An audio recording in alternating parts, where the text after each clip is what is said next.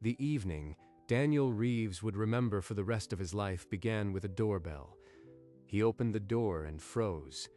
Gregory, his business partner, stood there with a bottle of wine and a grin that was far too intimate. Inside, Sandra's hand clenched the back of a dining chair.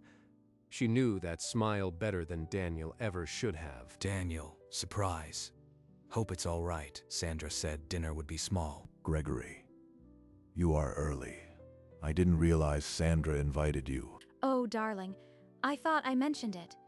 Gregory was so keen to catch up. Gregory stepped past Daniel into the house with the ease of someone who'd been there many times before. He moves like it's his home, like it's her home. They walked to the dining room. The table was already set for 3. Only now did Daniel understand the third plate. Beautiful setup. Sandra always had such taste, didn't she, Daniel? They sat. Daniel poured the wine, and no one at that table knew they were already trapped in a game he was just beginning to play. You always did have that quiet intensity, Daniel. Some things never change, do they? Gregory, tell us about the Carlton deal. Daniel's been curious about the numbers. He didn't miss the way her hand retreated from the table when he turned, as if burned. Dinner dragged through polite topics while the real conversation screamed in the silences. A third presence. Remember that restaurant in Provence, Sandra? The one with the lavender fields and that terrible accordion player? A sharp buzz cut the air. Sandra's phone. She flipped it silent before the screen fully lit, before he could read the sender. She never silenced her phone. Not for me, not for anyone except him. "Excuse me, I need more wine. This bottle has breathed long enough." In the kitchen, he braced both hands on the cold counter. His reflection in the dark window stared back, older, colder. The pieces locked into place with a violence that left no room for doubt. He would not break tonight. He would watch. When Daniel walked back into the dining room, Gregory's hand was resting on Sandra's shoulder, his thumb tracing a small circle. Neither of them heard him. "Same time next week? I'll bring the wine." That would be lovely. She said it with the same voice she used to save for me. Gregory's farewell was a performance Daniel had missed for months.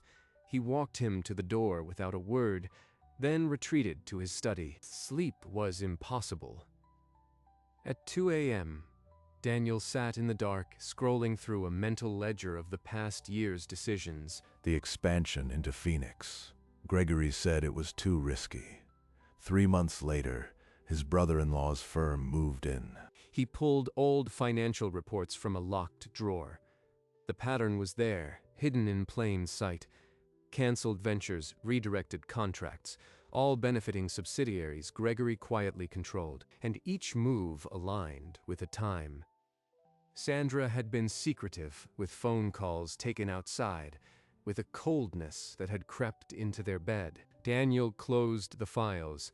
The affair was not just a betrayal of his heart, it was a knife in the back of a company he'd built over 20 years. For 3 days, Daniel arrived at the office early and left late. No one noticed the extra hours. The locked door, the quiet downloading of years-old contracts. "I need the raw data first. The story will follow." Late Wednesday, alone in his study, he compared memos Sandra had typed with emails Gregory sent. The phrasing matched too perfectly. One file in particular froze his hand. A contract signed 6 months ago diverted a steady revenue stream to a subsidiary Gregory had formed the week before. She fed him our entire playbook. Every weakness, every cash flow hiccup. Sandra's access as company secretary had been the leak. Dates, amounts, confidential board minutes, all handed to Gregory like a gift. He printed the damning documents and placed them in a binder. He didn't flinch. He didn't call anyone. He simply began to plan. "They think I am an old man who'll just fade away. They've forgotten who built this company." He would need leverage, something irreversible, something that couldn't be buried in legal filings or smoothed over by a charming smile. He slid the binder into his safe. The combination, a number only he remembered. When he killed the study light, the house was silent, but the war had begun. The boardroom fell silent as Gregory slid a leather-bound folder across the polished table. Daniel already knew the number inside would be a joke. A generous offer, Daniel. Full buyout. You've earned a quiet retirement. Generous? It's less than a third of what we turned down last year. The other board members glanced at him, waiting. Gregory's smile was manufactured patience, the kind that expects a yes. I appreciate the clarity, Gregory. I'll need time to review it thoroughly. After the meeting, Gregory caught up to him in the corridor, slapping a hand on his shoulder with practiced warmth. You won't regret this, partner. We built this place together. Let's finish it right. That night at home, Sandra's voice was casual, but her timing was not. She watched him plate the salad with a smile that didn't belong to her. You should just take the deal, Daniel. It's generous. We could travel, finally enjoy life. Daniel set down his fork and walked to the study. From a locked cabinet, he pulled out the original partnership agreement, yellowed with age, and began to read. Daniel spent 3 nights hunched over the yellowed partnership agreement, searching for a single loophole he knew must exist. Nothing. Just boilerplate about voting rights and profit distribution. He almost slid the binder away. Then a subclause buried in Appendix 3 caught the light. Clause 14b. In the event of a buyout offer, any partner may demand an independent full valuation at the company's sole expense. The nuclear button, and they forgot to remove it. The next morning, Gregory draped himself over Daniel's office doorway like he owned the building. Still playing with those old numbers, Daniel? The offer won't stay generous forever. I don't recall the agreement having an expiration date, Gregory, unless you added one recently. That evening, Sandra set his dinner plate down without a word. The silence was louder than any argument. You need to stop stalling, Daniel. The board is getting restless.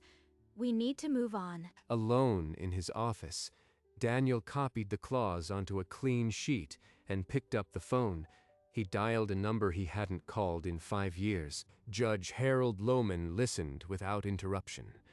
When Daniel finished reading the clause, the old man's answer was immediate. Ironclad. The company must pay for a full audit. No vote, no loophole. That evening, the living room felt smaller. Daniel watched Sandra fold a napkin and dropped the question like a stone into still water. Gregory mentioned a trust for his brother. Odd, given how the company's structured. You'd think he'd mention it to me. Gregory and I hardly talk about business. That's your world, Daniel. You know that. Hardly talk, yet she knows his travel schedule better than my birthday. Of course, I was just wondering if he'd shared any future plans that might affect us. Why would he? What's gotten into you? You are imagining things. When she left the room, Daniel unlocked the safe. The binder was exactly where he'd left it. He would not warn them. He would simply act. Gregory cornered him in the parking garage, voice dripping with false brotherhood. 2 weeks, Daniel.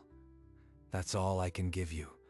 The board won't wait any longer. 2 weeks is plenty. He thinks he's tightening the noose, but I am holding the other end. That night, Daniel placed a call to a forensic auditor whose name he'd found in the judge's files. The auditor would start digging the next morning. Daniel wired the retainer from a personal account. No trace. When he came home, Sandra's suitcase was open on the bed. It's just a girl's trip, Daniel. Don't give me that look. He said nothing.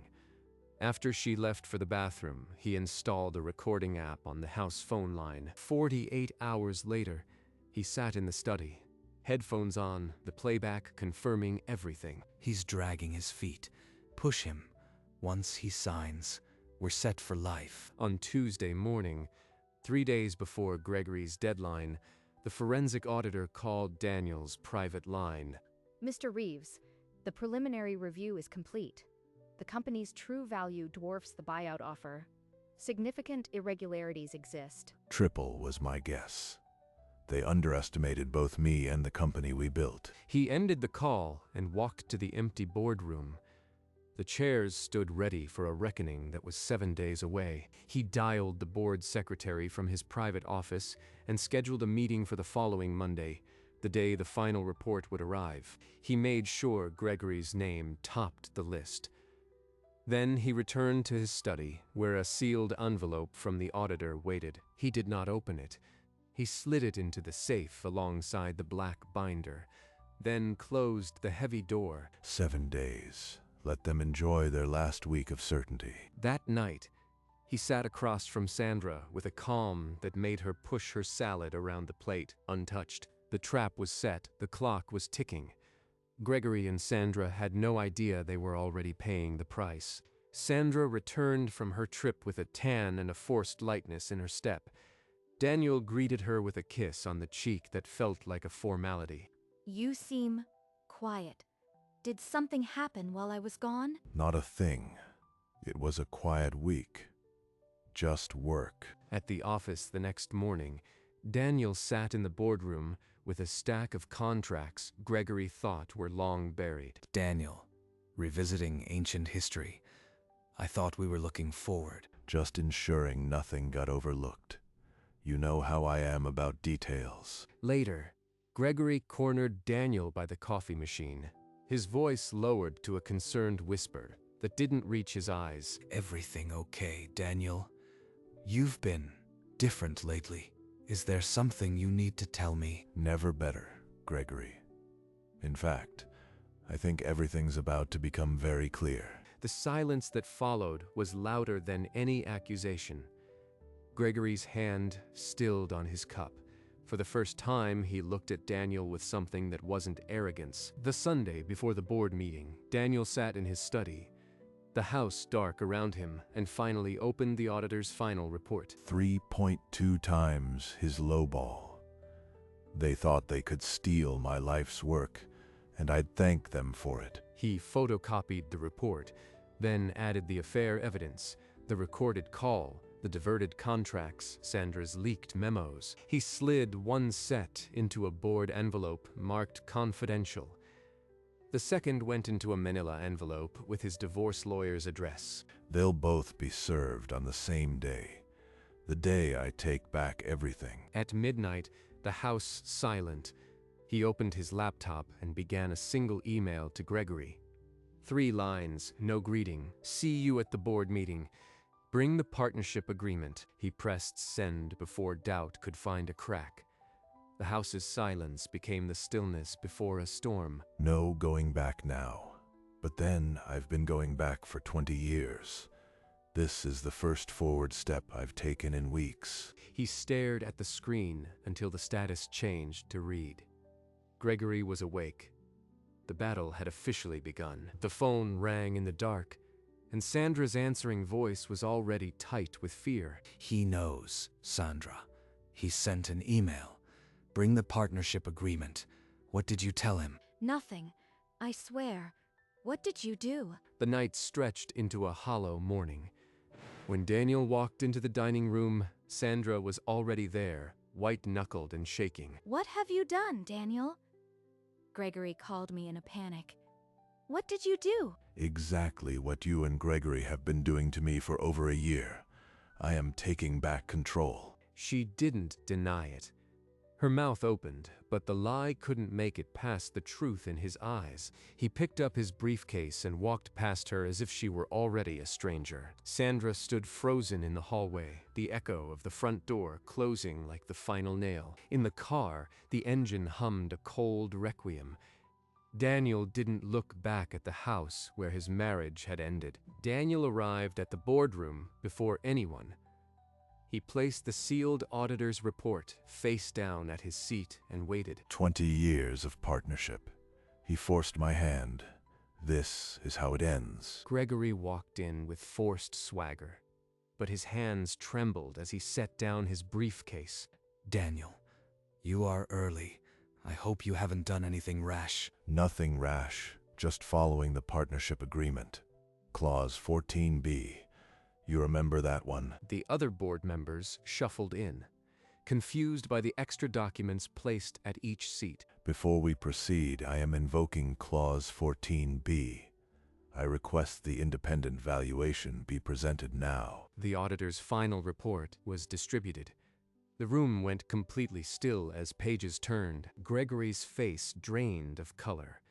The number on the page shattered his lowball offer and his composure. The boardroom was no longer Gregory's stage. The tide had turned in a silence heavier than any accusation. Daniel rose slowly, the weight of the room settling on him. He spoke without volume, yet every word cut through the silence. For over a year, contracts have been diverted, revenue streams redirected, and confidential information leaked, all to manufacture a lowball buyout. This is absurd. You have no proof. You are just a bitter old man trying to... The chairman raised a hand, and Gregory's protest died in his throat. The room understood who now controlled the narrative. The auditor's report is proof enough, but I have more documents, recordings, all confirming a coordinated scheme. I am not asking for an investigation. I am not demanding resignations. I am simply exercising my right under Clause 14B. I exit at the audited value, effective today. You'll bankrupt the company. There isn't that kind of liquidity. You'll destroy everything we built. The board members exchanged glances, then began to nod. The math was unavoidable. The chairman called for a vote. It passed without objection. Daniel's exit was now a matter of record. Daniel closed his briefcase, the sound a quiet period at the end of a 20-year sentence. The boardroom was his today. Tomorrow the rest of the reckoning would begin. The doorbell rang at noon. Sandra opened it to a process server holding an envelope. She didn't need to open it to understand. She opened it. Adultery and a calculation that reduced her settlement to a third, itemizing her collaboration in the business scheme. She stumbled to the couch, the papers scattering. Her life deconstructed on a balance sheet. An hour later, Gregory burst in, his face gray, straight from the boardroom, where he'd been dismantled. He got the full value. The company's dead. And what did you do? Sandra handed him the divorce papers. He read the clauses, the affair, the financial penalty. He knew. The whole time, he knew. You gave him the weapon. They stood in the dining room, no longer lovers, no longer co-conspirators, just two people whose betrayal had imploded. The house fell silent, a monument to everything they had lost. Outside, life continued. Inside, the final scene played out in quiet ruin. Within days, the company announced the forced sale of its real estate and a major production line to cover Daniel's exit payment. Gregory stared at the notice, his empire reduced to a single sheet of paper. He's gutting me. Every late night, every handshake turned into this. The auditor's report also exposed the diverted subsidiary, triggering an internal investigation that froze all remaining assets. Creditors circled immediately.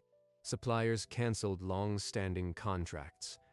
The company, once a fortress, was now an open wound. Sandra, without Daniel's wealth, had already moved into a small rental. Gregory, now alone in his office, dialed Daniel's number with shaking hands.